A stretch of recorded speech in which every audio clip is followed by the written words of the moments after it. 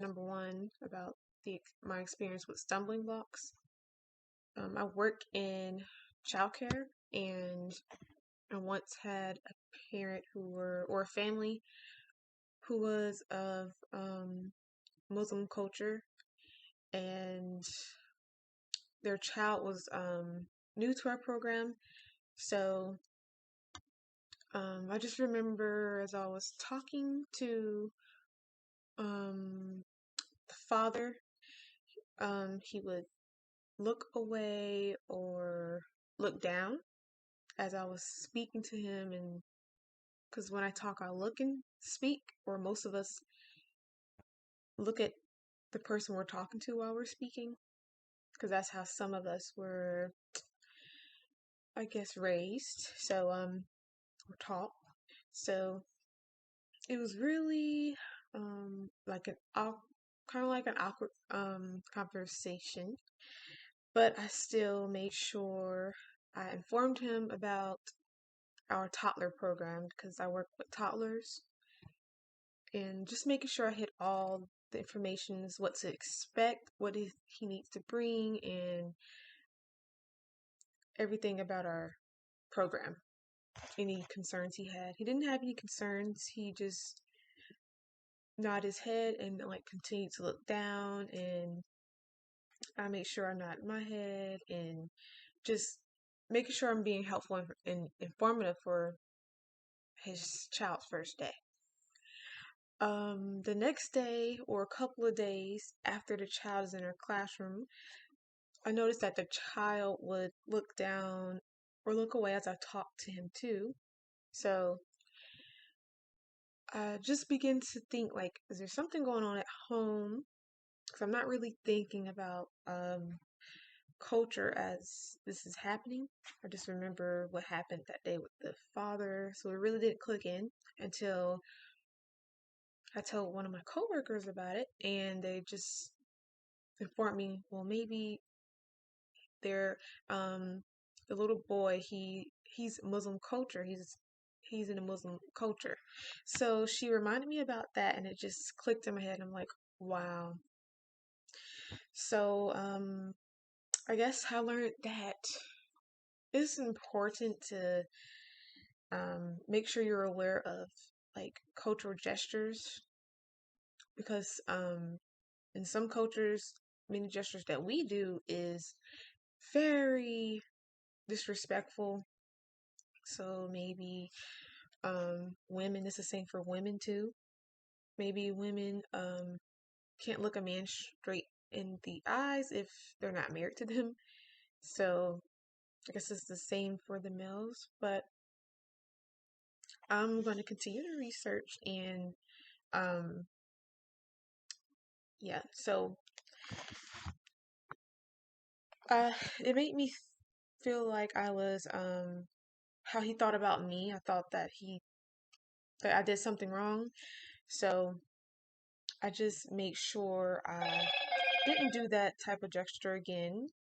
So I'm very aware now of how I should maybe approach the parent, ask them if they feel comfortable first before talking. And yes. So number two, reflecting on the stumbling block. How can liberatory consciousness help us more culturally competent? So the quote that I pulled from that was, a liberatory consciousness enables humans to live outside of the patterns and behavior learned through socialization that helps perpetuate oppressive systems. So, like I said, making sure you recognize what's going on. Once you recognize it, you take steps. You're taking steps to being aware of the situation. And becoming aware of cultures is basically your research. And researching helps us understand people that's opposite of who you are or what you look like, such as I'm from the Black community. So if I want to not so sure about another culture, I'll just research and try to make sure I respect that person and that person's culture. So, three. My answer to question three about the James Baldwin ratings to intersectionality. Okay, so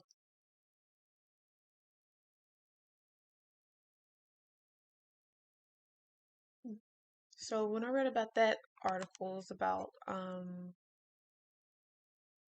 feminists, and basically people thought that the term intersectionality was people privilege checking others and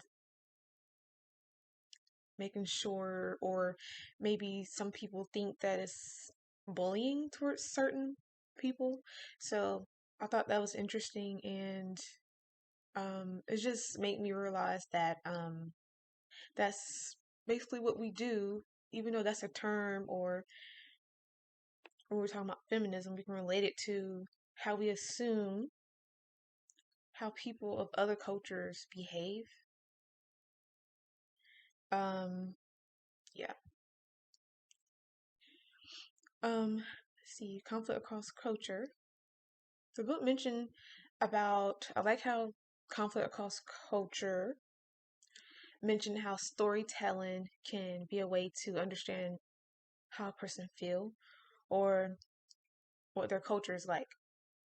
I feel like I'm a visual person, so storytelling welcomes us into new worlds, providing the opportunity to learn more about that person from the inside out. And I feel like the best way to understand people is maybe look at documentaries and a little bit of movies, but you have to make sure that that they're factual. But I love documentaries to help me understand others if I'm not really understanding certain things um in a culture. So that's my response to this assignment. Thank you.